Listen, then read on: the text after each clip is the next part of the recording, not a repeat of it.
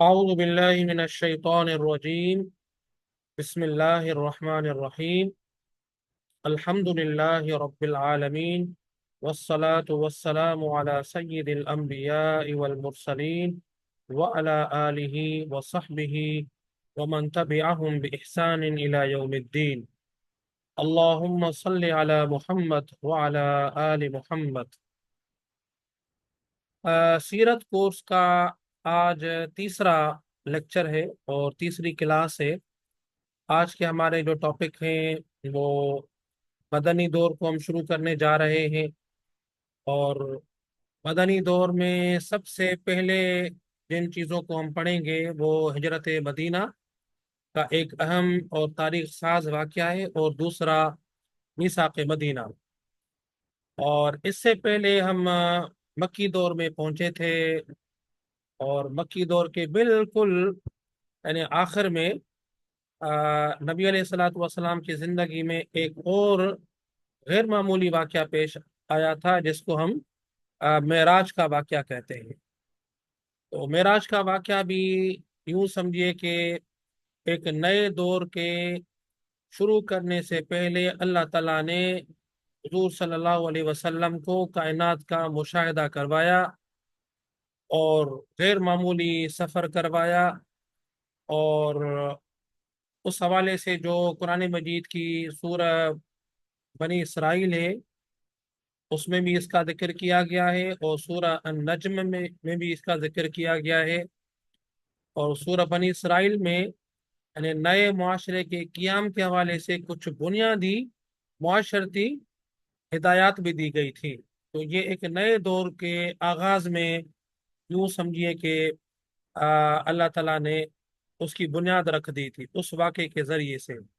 और सख्त मायूसी का दौर था, तो अल्लाह ताला ने हुजूर अलैहिस्सलातु वस्सलाम को अब मुस्तक़बिल बता दिया कि वलसौफ युअतीका रब्बुका फतरदा, अन करीब आपको अल्लाह ताला वो चीज़ें इनायत करेंगे कि आप खुश हो जाएंगे। और ये फिर हमें तारीख में दिखने में भी आता है। तो अब ये नया मोड़ तारीख मोड़ रही है, और मेरे ख्याल में इस नए मोड़ ने तारीख इंसानी पर बड़े गहरे असरात मुरतब किए हैं। और इस वक्त जो भी आपको यानी दुनिया में मॉडर्निटी नज़र आ रही है, कुछ जिद्दत नज़र आ रही है, नए इदारे नज़र आ रहे हैं, और नए यानी चीज़ें नज़र आ रही हैं, वो नबी करीम सल्लल्लाहु अलैहि वसल्लम के इस हिजरत के बाद शुरू होने वाला जो दौर है उसके नतीजे में ये सब कुछ हुआ है। तो इस सारी नई तहजीब के ऊपर, इंसानी तहजीब के ऊपर हुजूर सल्लल्लाहु अलैहि वसल्लम के बड़े गहरे असरात हैं, बड़ा एहसान है, बड़ा कंट्रीब्यूशन है आप अलैहिस्सलातु वस्सलाम का। तो हम शुरू करते हैं हिजरत से। ये हिजरत को समझने की कोशिश करते हैं कि ये हिजरत का वाकया कैसे तारीखी वाकया है, बड़ा अहम वाकया है। अब सबसे पहली बात यह है कि आप अलैहिस्सलातु वस्सलाम ने ये जो हिजरत का खतरनाक सफर शुरू किया, अ, तो उसमें एक तो अब आपने इसको सीक्रेट रखा, और अबू बकर सिद्दीक रज़ी अल्लाह तआला अन्हु को बताया कि तैयार रहना, मैं किसी वक्त भी आपके पास आ जाऊंगा अल्लाह ताला के हुक्म के मुताबिक, और आपको मेरे साथ हिजरत करनी है। तो एक दफ़ा हुजूर अलैहिस्सलातु वस्सलाम उनके पास चले गए। तो अबू बकर सिद्दीक रज़ी अल्लाह तआला अन्हु ने आपके लिए दो ऊँटनियाँ तैयार रखी थी, एक अपने लिए और एक हुजूर अलैहिस्सलातु वस्सलाम के लिए। और 2 महीनों तक उन ऊँटनियों को अबू बकर सिद्दीक ने, 4 महीनों तक तकरीबन अबू बकर सिद्दीक ने बबोल के दरख्तों के ऊपर यानी पाला था, ताकि ये जो पुरमशक्कत सफर है उसकी वो आदी हो जाए। और हुजूर अलैहिस्सलातु वस्सलाम ने उनसे एक ऊँटनी अपने लिए खरीदी, उसकी कीमत अदा की। अबू बकर सिद्दीक रजी अल्लाह तआला अन्हु ने बड़ा इसरार किया कि कीमत देने की कोई ज़रूरत नहीं है, ये मेरे तरफ से आपको हदिया है। लेकिन आप अलैहिस्सलातु वस्सलाम ने उसकी कीमत अदा की। और इसी के साथ आपने अपने घर में बिस्तर पर हज़रत अली रजी अल्लाह तआला अन्हु को छोड़ा, क्योंकि आपके पास लोगों की रखी हुई अमानतें थी। इससे इतने खतरनाक सफ़र में भी जो जानी दुश्मन बने हुए थे उन लोगों की अमानतें आप अलैहिस्सलातु वस्सलाम यानी हज़रत अली रज़ी अल्लाह तआला अन्हु के सुपुर्द कर रहे हैं, और कह रहे हैं कि आपको یہ امانتیں مالکوں کے حوالے کر کے پھر ہجرت کرنی ہے۔ اور یہ مکہ اور مدینہ کے درمیان کا جو فاصلہ ہے یہ 430 کلومیٹر کے لگ بھگ کا فاصلہ ہے، جو آپ علیہ الصلوۃ والسلام نے تقریباً 8 دنوں میں مکمل کیا۔ تو اب یہ جو ہجرت کی اسٹریٹجی آپ نے بنائی، بہت ہی خفیہ اسٹریٹجی ہے، بڑی کامیاب اسٹریٹجی ہے، ٹھیک ہے۔ یہ جو عام روٹ تھا قافلوں کا، یہ آپ کو نظر آ رہا ہے، دو روٹ یہ ہجرت کے، ٹھیک ہے۔ ایک روٹ ہے عام روٹ، جس پہ عام طور پر قافلے جاتے ہیں۔ یہ جو لال روٹ ہے یہ عام روٹ ہے جس پہ قافلے عام طور پر جایا کرتے تھے مکہ سے مدینہ۔ لیکن آپ علیہ الصلوۃ والسلام نے جو روٹ لیا، وہ سب سے پہلے تو مکہ سے نکلے یہاں سے، اور سیدھے کہاں پر آئے؟ غار میں، یعنی اس میں جس کو آپ کہتے ہیں غار سور۔ یہ غار سور جبل سور میں ہے، مکہ سے 3 میل دور ہے، اور مخالف سمت میں ہے مدینے کے، مدینہ ادھر ہے اور غار سور مکہ سے ادھر ہے، ظاہر مخالف سمت میں۔ تو آپ علیہ الصلوۃ والسلام نے مخالف سمت میں غار سور میں، جو کہ جبل سور میں واقع ہے اور 1 میل بلندی کے اوپر واقع ہے، یعنی 1 میل اوپر جانا پڑتا ہے، پہاڑ چڑھنا پڑتا ہے، اس پر آپ چلے گئے اور 3 دن وہاں قیام کیا۔ اور پلان یہ بنایا گیا تھا جو کتابوں میں آتا ہے کہ یعنی ابو بکر صدیق رضی اللہ تعالیٰ عنہ کی بیٹی نے آپ علیہ الصلوۃ والسلام اور ابو بکر صدیق کے لیے 2-3 دنوں کا کھانا تیار کر کے ان کو دیا، تاکہ وہ سفر میں کام آئے ان کے، اور غار سور میں رہنے کے دوران کام آئے۔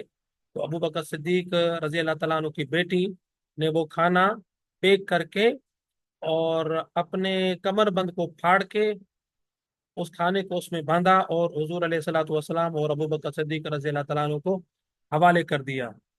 تو حضور علیہ الصلوۃ والسلام نے اس موقع پر بی بی اسما کو لقب دیا تھا ذات النطاقین، یعنی دو کمر بند کو 2 حصوں میں پھاڑنے والی، تو یہ ان کا لقب پڑ گیا، بڑی قربانی ہے یہ، ظاہر ہے۔ اور اس کے بعد یعنی ابو بکر صدیق کے غلام عامر بن فہیرہ کی ذمہ داری لگائی گئی کہ وہ ان 3 دنوں میں بکریوں کا ریوڑ لے کر آئیں گے غار سور تک، تاکہ وہ جو نشانات ہیں حضور علیہ الصلوۃ والسلام کے اور ابو بکر صدیق کے، وہ مٹ جائیں اور لوگ وہاں پہنچ نہ سکیں۔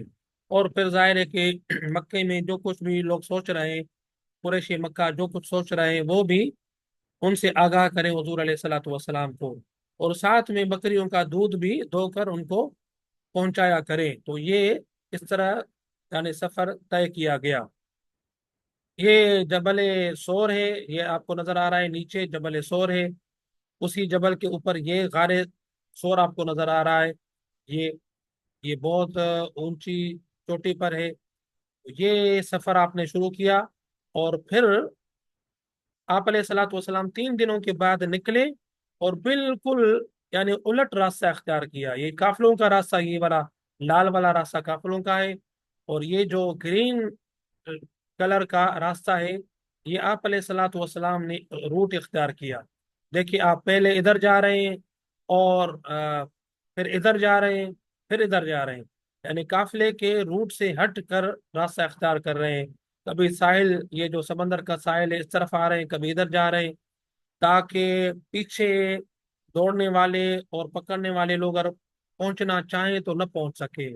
تو انتہائی کمال حکمت عملی ہے، اسٹریٹجی ہے، اس پہ جتنے بھی جنگی ماہرین ہیں انہوں نے تبصرے کیے ہیں کہ حضرت محمد علیہ الصلوۃ والسلام کی یہ جو اسکیم کمال زبردست حکمت عملی ہے۔ آپ علیہ الصلوۃ والسلام نے یعنی اللہ کے اوپر توکل کی، لیکن تدبیر کو اختیار کرنے کے بعد، اور تدبیر اختیار کرنے کے بعد پھر آپ علیہ الصلوۃ والسلام نے اللہ کے اوپر توکل کی۔ اور اس کے بعد یعنی 3 دن کے بعد چوتھے دن یہاں سے نکلے غار سور سے ابو بکر صدیق رضی اللہ تعالیٰ عنہ کے ساتھ۔ پلان یہ تھا کہ آپ نے پھر عبداللہ بن اریقط کے ساتھ یعنی سیٹنگ کی ان سے، یعنی وہ چونکہ راستوں کا، جابلو راستوں کا، صحرائی راستوں کا بڑا ماہر تھا، مشرق تھا اس وقت، بعد میں مسلمان ہوا، اور اس کا نام عبداللہ تھا۔ مشرق عبداللہ نام رکھتے تھے کچھ لوگ، ظاہر ہے اس زمانے میں کلچر تھا، کیونکہ وہ مانتے تھے اللہ کو لیکن اس کے ساتھ شریک کرتے تھے مختلف چیزوں کو، مختلف ہستیوں کو، بتوں کو۔ تو یہ ان کا نام تھا عبداللہ بن اریقط۔ آپ علیہ الصلوۃ والسلام نے ان کو کرائے پر ان کی خدمات حاصل کی کہ آپ ہمیں خفیہ طریقے سے ایسے راستے سے مدینہ پہنچائیں کہ ہمارے دشمن ہم تک نہ پہنچ سکے۔ تو یہ عبداللہ بن اوریقط قابل اعتماد آدمی تھا، ظاہر ہے دھوکہ دینے والا آدمی نہیں تھا۔ اور اتفاق سے جب یہ نکلے، یعنی نکلنے سے پہلے کی بات ہے کہ دشمن بھی پیچھے سے ڈھونڈتے ڈھونڈتے آپ علیہ الصلوۃ والسلام کے غار کے دانے تک پہنچ گئے کہ ابو بکر صدیق رضی اللہ تعالیٰ عنہ دیکھ رہے تھے کہ اوپر یہ آ گئے ہیں، ہم اندر چھپے ہوئے ہیں، اگر ان کی اندر نظر پڑ گئی تو ہم پکڑے جائیں گے۔ تو ابو بکر صدیق رضی اللہ تعالیٰ عنہ نے حضور علیہ الصلوۃ والسلام کو اپنی پریشانی بتائی، تو حضور علیہ الصلوۃ والسلام نے فرمایا لا تحزن ان اللہ معنا، گھبراؤ نہیں، اللہ ہمارے ساتھ ہے۔ قرآن مجید کی یہ جو سورۃ توبہ ہے آیت نمبر 40، اس میں یہ پورا واقعہ بیان کیا گیا ہے، الا تنصروہ فقد نصرہ اللہ۔ اگر تم حضور کی مدد نہیں کرو گے تو یاد رکھو اللہ تعالیٰ ان کی مدد کر چکا ہے اس وقت جب وہ غار میں دو میں سے دوسرا تھا، یعنی دو لوگ موجود تھے، ابو بکر صدیق اور حضور علیہ الصلوۃ والسلام غار میں۔ تو یہاں سے حضور علیہ الصلوۃ والسلام کے ساتھ ابو بکر صدیق کی صحبت ظاہر ہے کہ بیان کی گئی ہے، یہ کلیئرلی قرآن مجید سے ثابت ہے، اس واقعے کو اللہ تعالیٰ نے خود قرآن مجید میں بیان کیا ہے۔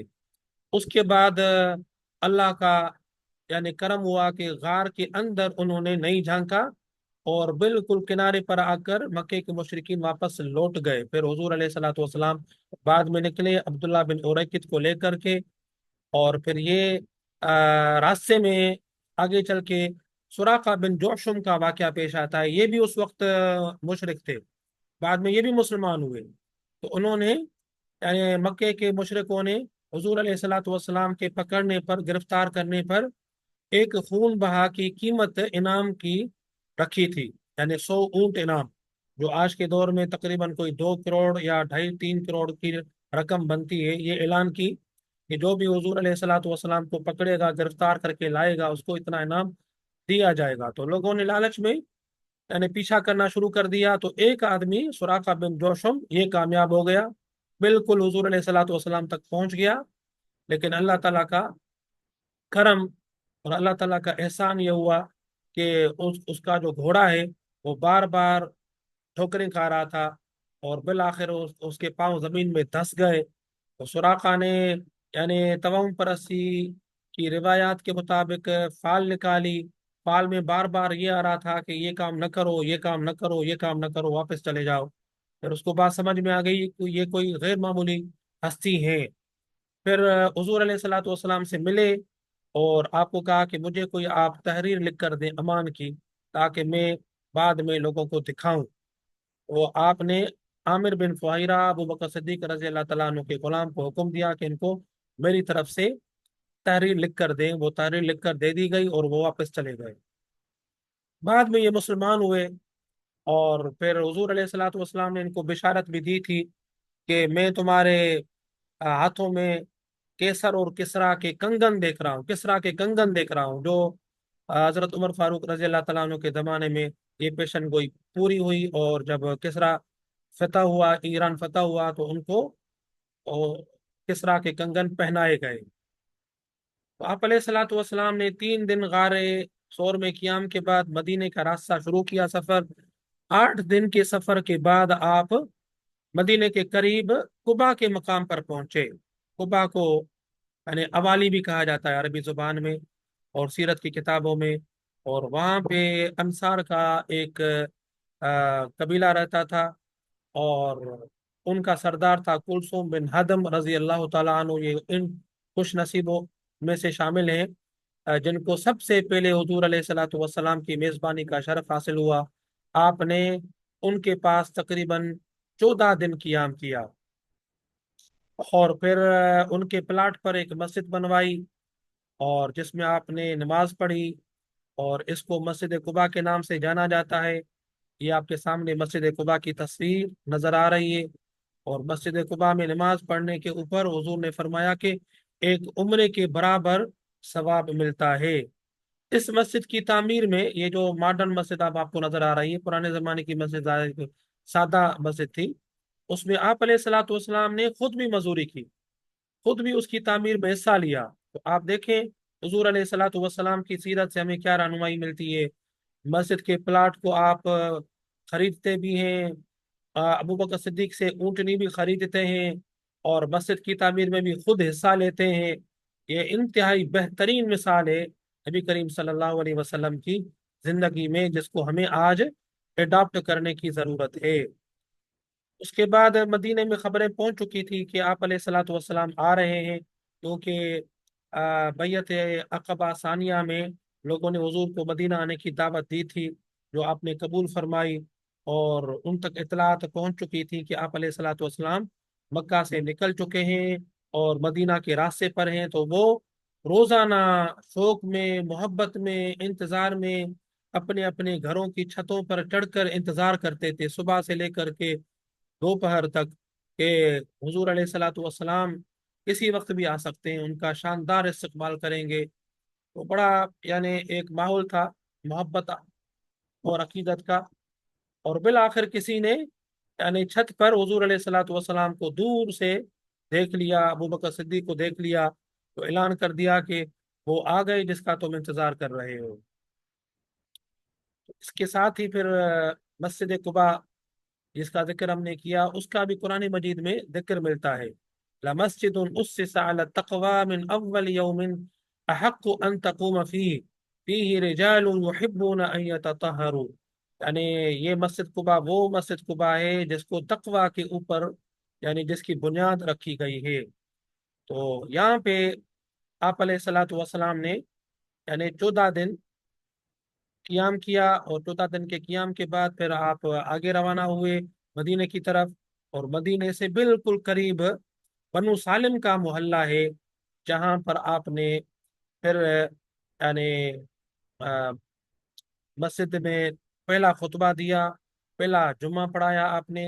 اور یہ مسجد بنو سالم میں اب نئی شکل میں بنی ہوئی ہے، ماڈرن مسجد آپ کو نظر آ رہی ہے۔ اس زمانے میں ظاہر سادہ کچی مسجد بنی ہوئی تھی۔ اور اس کے بعد مدینہ پہنچے، جہاں سے آگے مردوں، عورتوں، بچوں، بوڑھوں، بچیوں نے شاندار استقبال کیا، گیت گائے۔ یہ مشہور گیت ہے جو اس وقت گایا گیا تھا، طلع البدر علینا من ثنیات الوداع وجب الشکر علینا ما دعا للہ داعی ایها المبعوث فینا جیت بالامر المطاع۔ ہمارے پاس اوپر 14ویں کا چاند طلوع ہوا ہے ثنیات الوداع کے پاس سے، اور اس کا شکر ادا کرنا ہمارے اوپر واجب ہے جب تک کہ دعوت دینے والے دعوت دیتے رہیں گے۔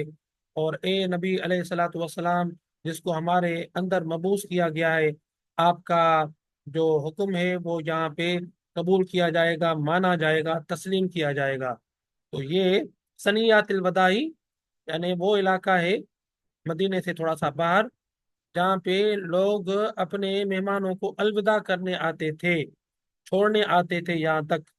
ٹھیک ہے، جیسے ہم اپنے گھر سے نکل کے مہمان کو تھوڑا سا آگے تک رخصت کرنے جاتے ہیں، بالکل یہی طریقہ اور یہی کلچر عربوں میں بھی رائج تھا، تو اس کو ثنیات الوداعی کہا جاتا تھا، یہ آپ دیکھ رہے ہیں۔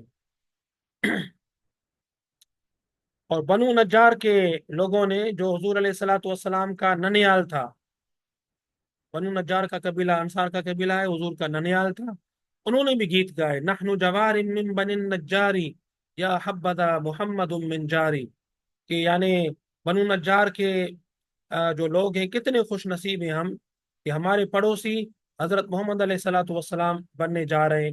کتنے خوش نصیب لوگ ہیں یہ مدینے کے، جنہوں نے آخری پیغمبر حضرت محمد علیہ الصلوۃ والسلام کو ویلکم کیا، اور کتنے بڑے بد نصیب تھے مکے کے مشرکین جنہوں نے اتنی بڑی ہستی کو اپنے علاقے سے نکالا۔ ہر آدمی کی دلی آرزو تھی کہ آپ علیہ الصلوۃ والسلام کی میزبانی کا شرف اس کو حاصل ہو۔ آپ علیہ الصلوۃ والسلام نے فرمایا کہ میرا اونٹ اللہ کی طرف سے معمور ہے، جہاں بھی بیٹھے گا میں اس کا مہمان بنوں گا۔ تو آپ علیہ الصلوۃ والسلام کی اونٹنی یعنی ابو ایوب انصاری رضی اللہ تعالیٰ عنہ کے گھر کے پاس بیٹھ گئی، تو آپ علیہ الصلوۃ والسلام نے اپنی میزبانی کا شرف ان کو بخشا۔ یہ بڑے خوش نصیب صحابیوں میں سے ہیں ابو ایوب انصاری رضی اللہ تعالیٰ عنہ۔ تو آپ نے ان کے گھر میں تقریباً 7 مہینے تک قیام کیا، جب تک کہ مسجد نبوی بن نہ گئی۔ اور مسجد نبوی کے ساتھ آپ کی ازواج مطہرات کے کمرے گھر نہ بن گئے تب تک آپ نے یہیں قیام فرمایا۔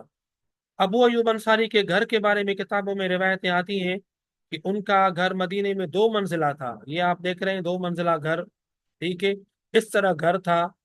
تو ابو ایوب انصاری رضی اللہ تعالیٰ عنہ نے حضور علیہ الصلوۃ والسلام کو بالائی منزل آ، پیش کی خدمت کے لیے، لیکن حضور علیہ الصلوۃ والسلام نے زائرین کی آسانی کے لیے فرمایا کہ مجھے نچلے حصے میں جگہ دی جائے تاکہ جو لوگ مجھ سے ملنے آئے ان کو آسانی ہو، ٹھیک۔ تو آپ علیہ الصلوۃ والسلام کو نچلا حصہ دیا گیا۔ یہ پرانے گھر کے اثرات نشانات آپ کو نظر آ رہے ہیں۔ تو آپ علیہ الصلوۃ والسلام یہاں پہ 7 مہینے رہے۔ اس سے جڑی ہوئی کافی روایتیں، کافی واقعات ہیں کہ ابو ایوب انصاری رضی اللہ تعالیٰ عنہ حضور علیہ الصلوۃ والسلام کو 2 وقت کا کھانا دیا کرتے تھے، صبح کا اور شام کا۔ اور جب بھی کھانا حضور علیہ الصلوۃ والسلام کی طرف سے بچ کر آتا تھا تو ابو ایوب انصاری خود بھی اور ان کی بیوی بھی اس میں سے کھاتے تھے، اور جہاں جہاں حضور علیہ الصلوۃ والسلام نے انگلیاں ڈالی ہوتی تھی وہیں سے برکت کی خاطر، محبت کی خاطر، عقیدت میں کھانا کھانا پسند کرتے تھے۔ یہ ان کی حضور علیہ الصلوۃ والسلام سے بے پناہ محبت اور عقیدت کا اظہار ہے۔ اور اسی طرح ایک واقعہ یہ بھی بیان کیا جاتا ہے کہ ایک دفعہ ابو ایوب انصاری رضی اللہ تعالیٰ عنہ کے اوپر والے حصے میں گھر میں یعنی پانی کا برتن ٹوٹ گیا، اور ابو ایوب انصاری کو اب خطرہ لاحق ہوا، ڈر لگنے لگا کہ نبی علیہ الصلوۃ والسلام کے نیچے گھر تک نہ جائے اور آپ علیہ الصلوۃ والسلام بھیگ نہ جائیں، تکلیف نہ ہو آپ کو۔ تو ابو ایوب انصاری کے گھر میں اوپر جو لحاف رکھا ہوا تھا، آپ نے جلدی جلدی میں وہ لحاف پانی کے اوپر ڈال کے اور پانی کو سکھا دیا تاکہ حضور علیہ الصلوۃ والسلام کو کوئی تکلیف نہ آئے۔ تو یہ دو جڑے ہوئے واقعات ہیں ابو ایوب انصاری رضی اللہ تعالیٰ عنہ کے گھر کے ساتھ۔ اس کے بعد یہ آپ کو نقشہ نظر آ رہا ہے، تصویر نظر آ رہی ہے مسجد نبوی کی، ٹھیک ہے۔ مسجد نبوی کے ساتھ ہی یہ گھر بنے ہوئے ہیں۔ یہ صحابہ کرام کے گھر ہیں، اور یہ بی بی زینب بنت جہش کا گھر ہے، یہ ام سلمہ کا گھر ہے، اور یہ بی بی حفصہ کا گھر ہے، یہ سیدہ عائشہ کا گھر ہے، یہ سیدہ فاطمہ، ان دونوں کا، سیدہ فاطمہ کا بی بی عائشہ کا گھر ملا ہوا تھا، بی بی سودا کا گھر ہے، اور یہ پھر صحابہ کرام کے گھر ہے۔ اور یہاں سے پھر دوسری بیویوں کی، بی بی صفیہ، بی بی جویریہ، اور بی بی ام حبیبہ، بی بی میمونہ، اور یہ مسجد کا دروازہ ہے، تو یہ مسجد نبوی ہے۔ ان سب کے دروازے مسجد کے اندر کھلتے تھے، ٹھیک ہے۔ یہ ابو بکر صدیق کا گھر ہے، یہاں پہ آپ کو نظر آ رہا ہے۔ تو یہ اس دور کا نقشہ آپ کے سامنے پیش کر رہا ہوں جو یعنی ابو ایوب انصاری رضی اللہ تعالیٰ عنہ کے گھر میں 7 مہینوں کے دوران آپ نے مسجد نبوی بنائی اور یہ گھر بنائے۔ گھر کی کیفیت کیا تھی، کیا صورت تھی، یہ ایک نقشہ دکھایا گیا ہے کتاب کے، یعنی جو روایات ہیں اس کی مدد سے یہ نقشہ تیار کیا گیا ہے کہ بی بی عائشہ رضی اللہ تعالیٰ عنہ کا حجرہ ہے، ٹھیک ہے۔ یہ 5.24 میٹر یہ لمبا ہے، یہ 3.5 میٹر چوڑا ہے۔ 3.5 میٹر کا مطلب ہے تقریباً کوئی 12-13 فٹ، اور یہ تقریباً 16-17 فٹ لمبا اور 12-13 فٹ چوڑا، یعنی 13 بائی 16 سمجھ لیں، یہ اتنی سائز کا یہ گھر ہے۔ اور یہ لکڑی کا دروازہ بنا ہوا ہے، ٹھیک ہے۔ اور یہ عائشہ رضی اللہ تعالیٰ عنہ کا حجرہ اور گھر ہے۔ اور اس میں آپ دیکھیں کہ یہ صورتحال ہے، کچی اینٹوں کا بنایا ہوا یہ گھر ہے، ٹھیک ہے۔ اور اس کے اوپر دروازے کے اوپر یعنی آ، پردہ لگا ہوتا تھا، اون کا پردہ، ٹھیک ہے، یہ کتابوں میں آتا ہے۔ اور اس کے ساتھ ہی پھر آگے چل کر بی بی عائشہ رضی اللہ تعالیٰ عنہ کے حجرے میں یعنی حضور علیہ الصلوۃ والسلام کی یہ قبر مبارک ہے۔ پھر اس کے بعد ابو بکر صدیق کو دفنایا گیا، پھر یہ عمر فاروق کی قبر ہے، اس کو دفنایا گیا۔ تینوں قبریں آپ کو نظر آ رہی ہیں۔ پھر بی بی عائشہ رضی اللہ تعالیٰ عنہ نے اپنے حجرے کو اور حضور علیہ الصلوۃ والسلام کے یعنی مزار مبارک کے درمیان دیوار لگا دی، ٹھیک ہے۔ اور یہ ان کا دروازہ ہے بی بی عائشہ کے حجرے کا۔ اور اس کے بعد پھر آگے چل کے عمر فاروق رضی اللہ تعالیٰ عنہ نے بی بی عائشہ رضی اللہ تعالیٰ عنہ کے حجرے کے اوپر چھت کچی اور کچی اینٹوں کی دیواریں لگا دی مزید. اور یہ پھر آگے چل کے یعنی ولید بن عبد الملک نے حضور علیہ الصلوۃ والسلام کے سارے مقبرے کو گنبد خضرا جس کو ہم بولتے ہیں اور بی بی عائشہ کا جو حجرہ ہے اس کو سارے کو پکا کروا دیا، جس کو پھر آگے چل کے 9ویں صدی میں، ٹھیک ہے، 9ویں صدی میں، یہ تو پہلی صدی کا واقعہ ہے ولید بن عبد الملک کا. 9ویں صدی میں مصر کے مملوک بادشاہ سلطان قایت بائی، انہوں نے پھر حضور علیہ الصلوۃ والسلام کے اس مزار کے اوپر گنبد بنوایا. ٹھیک ہے، اس زمانے میں یہ یعنی ہرا گنبد نہیں تھا، بعد میں یہ پھر ہرا گنبد صدیوں کے بعد بنایا گیا. تو یہ اس کی تاریخ مختصر. تو یہ ہجرت کا واقعہ بڑا اہم واقعہ ہے جس سے ہمیں کافی سبق ملتے ہیں. اس کے بعد آپ علیہ الصلوۃ والسلام نے ہجرت کے فوراً بعد یعنی مسجد نبوی اور ازواج مطہرات کے گھروں کے بنانے کے بعد پھر آپ نے یعنی حضرت صحابہ کرام کو بھیجا اور کہ پیغام بھیجا مکہ کہ بی بی فاطمہ رضی اللہ تعالیٰ عنہ کو مدینہ لایا جائے، اور آپ کی جو بیٹیاں ہیں بی بی ام کلثوم ان کو لایا جائے. اور بی بی رقیہ اس وقت ظاہر ہے کہ حبشہ ہجرت کر گئی تھی سیدنا عثمان غنی رضی اللہ تعالیٰ عنہ کے ساتھ، وہ بھی بعد میں پھر انہوں نے وہاں سے ہجرت کر کے مدینہ آ گئے. اور پھر حضرت علی رضی اللہ تعالیٰ عنہ بھی آ گئے، اور بی بی زینب البتہ نہیں آئی حضور علیہ الصلوۃ والسلام کی بیٹی، کیونکہ وہ ان کے جو شوہر تھے مشرک تھے آ، ابو العاص، وہ بعد میں مسلمان ہوئے ہیں، وہ پھر بعد میں انہوں نے ہجرت کی ہے.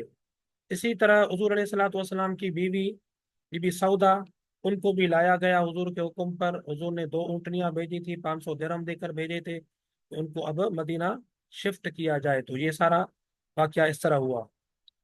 اس کے بعد آپ نے جو دوسرا اہم کام کیا وہ ہے یہودیوں کے ساتھ اور وہاں انصار کے ساتھ ایک معاہدہ کیا، جس کو ہم میثاق مدینہ کے نام سے جانتے ہیں تاریخ میں، چارٹر آف مدینہ. اور علماء کہتے ہیں کہ یہ تاریخ انسانی کا پہلا بین الاقوامی معاہدہ ہے. کچھ لوگ کہتے ہیں میگنا کارٹا، جو برطانیہ کے بادشاہ جان اول کنگ جان ون نے یعنی تحریر کیا تھا 1215 عیسوی میں، وہ پہلا تھا. لیکن حقیقت یہ ہے کہ حضور علیہ الصلوۃ والسلام کا میثاق مدینہ جو 622 میں ہوا، یہ سب سے پہلا معاہدہ ہے. اس میں ڈاکٹر محمد حمید اللہ جو بہت بڑے اسکالر رہے ہیں، ان کی تحقیق کے مطابق 47 دفعات تھیں. اور اس میں یعنی یہودیوں کے ساتھ جو 3 قبائل ہم نے پڑھے تھے، بنو قینقاع، بنو نذیر، بنو قریظہ، ان کے ساتھ آپ نے یہ معاہدہ کیا اور انصار کے ساتھ معاہدہ کیا. اس معاہدے کے بنیادی طور پر 2 حصے ہیں. اب اس کا ہم تفصیل سے مطالعہ کر رہے ہیں. لیکن پہلے حصے میں آپ نے انصار کے حوالے سے اور مہاجرین کے حوالے سے کچھ چیزیں طے کر دی تاکہ لڑائی جھگڑا نہ ہو. ٹھیک ہے، سب سے پہلی بات جو آپ نے اس میں طے کی کہ مسلمان آپس میں امن و اتحاد قائم رکھیں گے، انصار اور مہاجرین، ٹھیک ہے، ان میں کوئی اختلاف نہ ہو. اور دوسری بات یہ تھی کہ اگر ان میں کوئی اختلاف ہو تو حضرت صلی اللہ علیہ وسلم کے فیصلے کو تسلیم کیا جائے گا بحیثیت مسلمان کے ظاہر. اور تیسرا، مسلمانوں کے مختلف عناصر کو حقوق و فرائض کے لحاظ سے مساوی سمجھا جائے گا، کوئی فرق نہیں کیا جائے گا انصار اور مہاجرین کے درمیان. اور چوتھا، فوجی خدمت سب کے لیے ضروری ہوگی، یعنی مدینے کے دفاع میں فوجی خدمت انصار بھی سر انجام دیں گے تو مہاجرین بھی سر انجام دیں گے. اور پانچواں، قریشی مکہ کو پناہ نہیں دی جائے گی، کوئی بھی ان کو پناہ نہیں دے گا مکے کے مشرکین کو. اور چھٹی بات یہ کہ تمام مہاجرین کو تمام معاملات میں ایک قبیلے کی حیثیت دی گئی، جبکہ اس منشور کی روح سے انصار کے قبائل کو اسی شکل میں تسلیم کیا گیا جو کہ قبیلوں میں ظاہر کے تھے. تو مہاجرین ظاہر کے وہ یہاں پہ نئے تھے، باہر سے آئے ہوئے تھے، تو ان کو ایک ہی تسلیم کیا گیا، باقی انصار کے قبیلوں کو برقرار رکھا گیا. ساتویں بات یہ طے کی گئی کہ تمام معاملات کے لیے اور آپس میں اختلافات کے لیے حضور صلی اللہ علیہ وسلم کا فیصلہ قطعی ہوگا. تو یہ آپ علیہ الصلوۃ والسلام کی اس نئی ریاست میں دستوری حیثیت تھی جو طے کی گئی. دوسرے حصے کا تعلق یہودیوں کے ساتھ تھا. اب یہ جو سکے ہیں यानी वैसे तो कुल मिला के 47 शिक्के बनती हैं, लेकिन हमने इनको यानी जमा करके तकरार को ख़त्म करके मुख्तसर लफ्ज़ों में बयान किया है, तो ये कुछ शिक्के बनती हैं, 47 नहीं बनती। लेकिन अगर तफसील के साथ पढ़ेंगे, तकरार के साथ पढ़ेंगे, तो ये 47 शिक्के बनती हैं। इसमें पहली शक ये है कि मदीना में रहते हुए यहूद मुसलमानों के साथ एक कौम होंगे और उनको मजहबी आज़ादी होगी। तो यहाँ पर यहूदियों को यानी वतन की बुनियाद पर, एक खित्ते की बुनियाद पर मुसलमानों के साथ एक ही कौम को हैसियत से तस्लीम किया गया। तो ये खित्ते की बुनियाद पर, वतन की बुनियाद पर कौम का तस्वुर हुजूर अलैहिस्सलातु वस्सलाम के इस मीसाक में हमें नजर आता है। और मदीने के दिफा जिस तरह मुसलमानों पर लाजिम है, यहूदियों के ऊपर भी लाजिम है। बैरूनी हमले के वक्त मुसलमानों के साथ साथ मुत्तहिद होकर मदीने का दिफा में हिस्सा लेंगे यहूदी भी। और चौथी बात यह थी कि तय की गई हर कातिल को सजा मिलेगी, जो कोई भी होगा, यहूदियों में से या मुसलमानों में से। पांचवी, मुसलमान के कत्ले नाहक पर अगर बुरसा रजामंदी से खून बहा लेने पर आमादा आमादा न हो, तो कातिल को फिर कत्ल किया जाएगा, जल्लाद के हवाले किया जाएगा। और छठी, तमद्दुनी सकाफती मामलात में यहूदियों को मुसलमानों के बराबर हुकूक हासिल होंगे, कोई फर्क नहीं किया जाएगा। यही बड़ी अहम शिक है। और यहूदी और मुसलमान एक दूसरे के हलीफ होंगे, इसी से लड़ाई और सुलह की सूरत में दोनों एक दूसरे का साथ देंगे। आठवीं, मुसलमानों पर जारहाना हमले की सूरत में यहूदी मुसलमानों और यहूदियों पर हमले की सूरत में मुसलमान उनका साथ देंगे, एक दूसरे का साथ देंगे।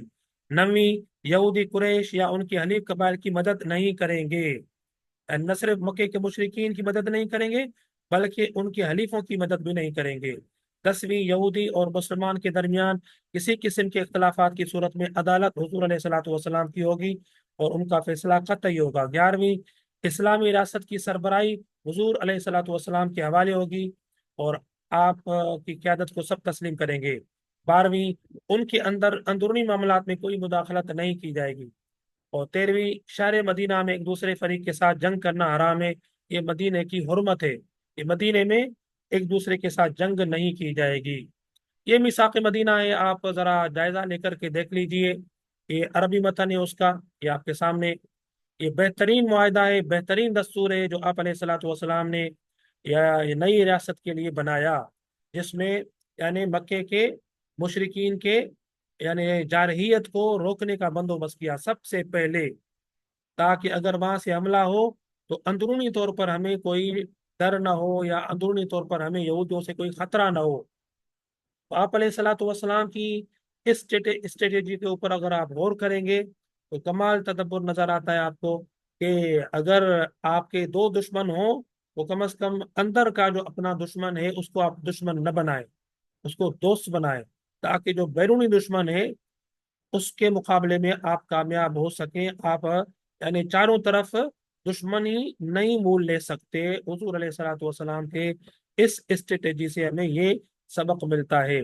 तो आजकल की जदीद रियासत में इन उसूलों को इख्तियार करने की शदीद ज़रूरत महसूस हो रही है। आज भी इन उसूलों को अगर हम इख्तियार करें तो हमें बड़ी ज़बरदस्त रहनुमाई मिल सकती है। तो ये आज का हमारा टॉपिक था, जिसमें हमने हिजरत मदीना को समझने की कोशिश की और मीसा के मदीना का भी तफसीली मुताया किया और देखा कि उसमें क्या तय किया गया था। अब आपके जहन में कोई सवाल है तो आप कर सकते हैं। जी, अदी रुबाब, अगर आप सवाल टाइप करें तो बड़ी मेहरबानी होगी,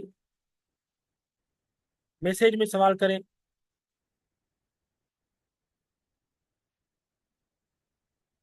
मैं वैसे माइक अनम्यूट कर देता हूँ, लेकिन मुझे लगता है कि उसमें कुछ मसला ना हो।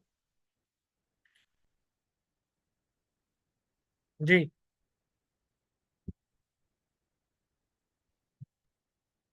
सर अस्सलाम वालेकुम। वालेकुम अस्सलाम। सर वो सवाल ये था कि जो वो सहाबी थे जो रसूल अल्लाह अच्छा, के ये जो पास सवाल पहुंचे। किया है हलीफ, हलीफ के माने हैं यानी सपोर्टर, और यानी जिसके साथ आपने मुआहदा किया है, अ, यानी साथी, मददगार, ठीक है, मुआहदे में शरीक, इसको हम हलीफ बोलते हैं। हिजरत के वक्त आप सल्लल्लाहु अलैहि वसल्लम की अजवाज की तादाद क्या थी? तो आप अलैहिस्सलाम की अज़वाज की तादाद दो थी, बीबी सऊदा और सैयद आयशा। बीबी खदीजतुल कुबरा वफात पा गई थी, तो दो थी ज़ाहिर है। और बीबी आयशा की रुखसती नहीं हुई थी, वो उन्होंने तो बाद में हिजरत की।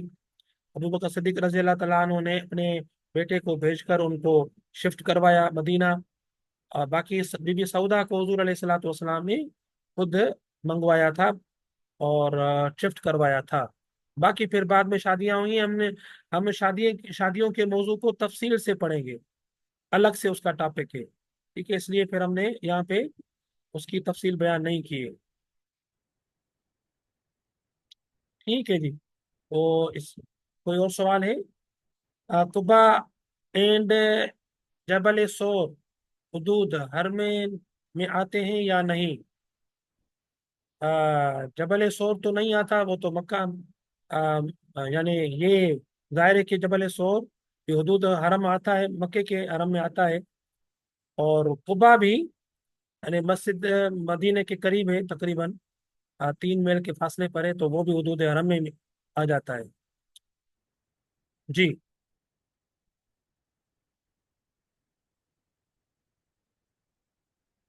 सर जब आप सल्लल्लाहु अलैहि वसल्लम गार में थे, तब क्या सांप ने हजरत अबू बकर को काटा था? ये जो रिवायतें हैं सांप काटने की या कबूतर के अंडे बनाने की, मकड़ी के जाले बनाने की, ये कमजोर रिवायतें हैं। मौजूदात में आमतौर पर कमजोर रिवायतें बयान की जाती हैं, और फिर लोग इसको यानी शौकीन है सुनने के, तो मैं इन कमजोर रिवायतों को बयान नहीं करता, और मैं मैसेज के ऊपर ज्यादा फोकस करता हूँ। ठीक है, तो ज़ाहिर है जो रिवायतें कमजोर हैं उनको, उनके बजाय आप मैसेज के ऊपर फोकस करें। ठीक है जी, बहुत बहुत शुक्रिया। यहाँ पे हम क्लास खत्म करते हैं, इंशाल्लाह कल फिर यहीं से, अगले हफ्ते यहीं से शुरुआत करेंगे। अस्सलाम वालेकुम वरहमतुल्लाहि वबरकातुहू।